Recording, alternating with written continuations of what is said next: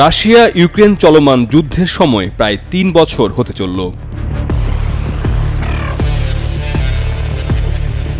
এই যুদ্ধে দেশ দুটির বহু সেনার মৃত্যু হয়েছে, আহত হয়েছেন আরও কয়েক গুণ সেনা সদস্যরা।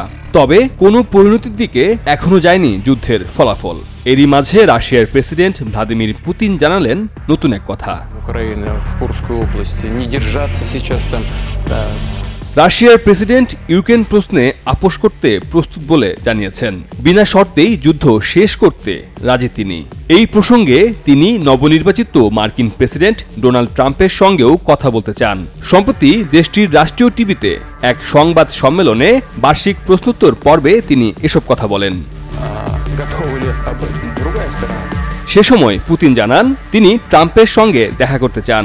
এও দাবি করেন বহু বছর হলো ট্রাম্পের সঙ্গে কথা হয়নি তার। এরপরেই পুতিনকে প্রশ্ন করা হয়েছিল দুজনের কথা হলে তিনি কি জানাবেন, কি প্রস্তাব দেবেন। এর জবাবে পুতিন বলেন, সব সময়ই বলেছি আলোচনা ও সমঝোতার জন্য আমরা প্রস্তুত।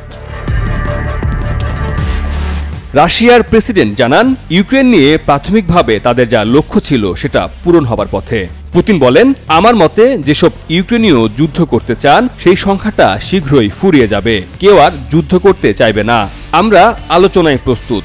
তবে উল্টো দিকের লোকজনকেও বুঝতে হবে, তাদেরকেও সমঝোতা করতে হবে।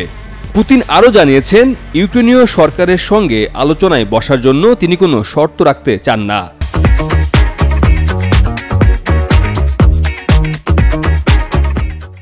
গত মাসেও তিনি বলেছিলেন ইউক্রেনের সঙ্গে আলোচনায় বসার আগে তিনি স্পষ্ট করে দিতে চান যে জমি তারা দখল করেছেন তাতে ছাড় হবে না।